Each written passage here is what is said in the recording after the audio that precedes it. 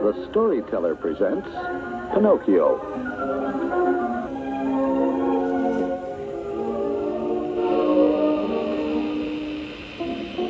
Once upon a time, there was a toy maker named Geppetto, who more than anything else wanted to have a child of his very own. He started to make a wooden puppet to keep him company. Geppetto took a piece of very good wood and carefully started to carve the face. He made the face to look like the boy he wished for. Then he took a chisel and a hammer and began to carve the rest of the puppet. As soon as the hammer hit the chisel, he heard a little voice say, "Ouch! That hurts!" Geppetto thought somebody was joking and started looking in the closets and under the workbenches. Anyone here? Come on out and let me see you. No one answered. He continued his work and took some sandpaper to smooth the wood. This time he heard someone giggle. That tickles! Stop it, please! Who are you?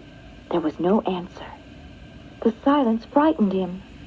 He sat quietly for several minutes and listened, but no one spoke. He went back to work and finished the puppet. When he turned around to pick up something, the puppet suddenly moved and upset a can of paint onto the floor. What a mess. Who could have done that? The puppet smiled at him and said, Hello, Father. I did it. The toy maker was very happy that his wish had come true. He now had his little boy and named him Pinocchio. Pinocchio always wanted to be a real little boy and tried very hard to become one. His father sent him to school, but Pinocchio was very naughty.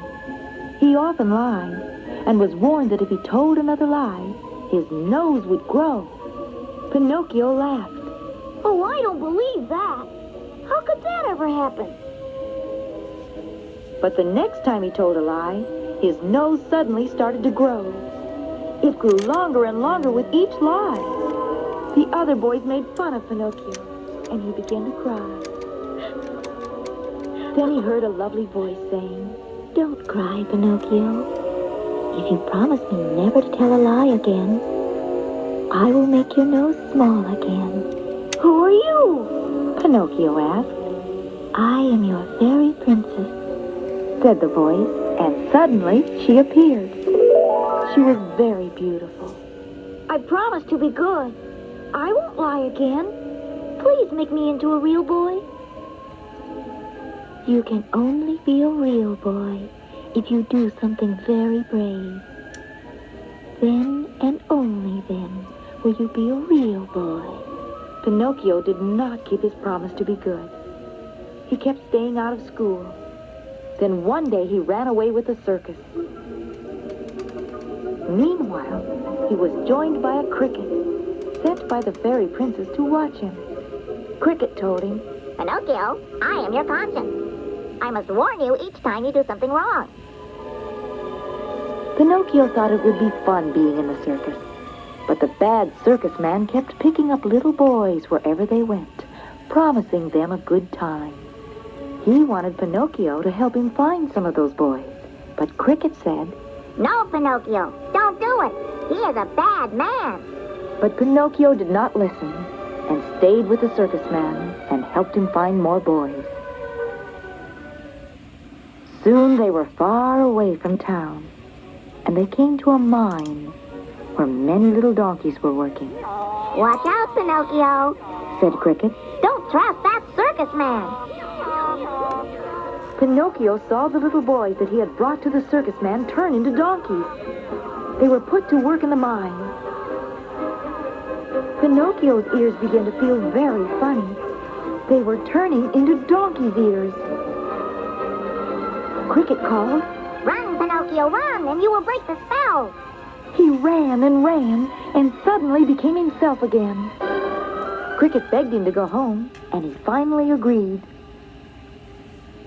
When he came home, he called, Father, Father, where are you?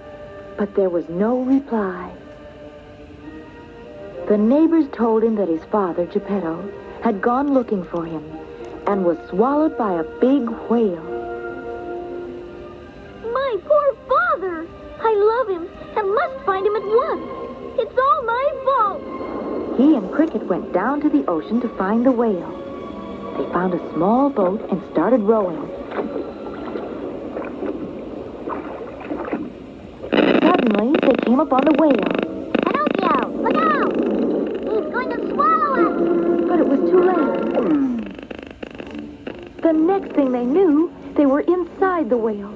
And there, at a funny little table, sat his father. Oh, Father, Father! I've come to save you. How can you save me, my boy? We are all trapped now. Pinocchio started thinking. All he wanted to do was to save his father. Then it came to him. Father, break up the table. We will set it on fire. Soon there was a big fire in the whale's stomach. The fire was so hot that the whale did not feel well at all. He began to heave and heave, and with a big roar, he spat everything out. Pinocchio, Cricket, and Father landed in the water. Geppetto and Cricket began to swim towards the shore. But Pinocchio had hit his head on a board and was knocked out. Geppetto thought that Pinocchio had drowned and cried. My son was such a brave boy. He tried to save me, but he drowned in the attempt. He forgot that Pinocchio was a wooden puppet and therefore could float on top of the water. Several days later, Pinocchio was washed ashore and found by some townspeople. It's Pinocchio. He is unconscious, but he is still breathing. Let's take him home. His father sat by his bedside all night and prayed for him to get well. When the first light of morning came into the room, he looked at Pinocchio and saw that he had become a real boy. Pinocchio's courage had made the fairy princess's promise come true. So Pinocchio and his father Geppetto lived happily ever after.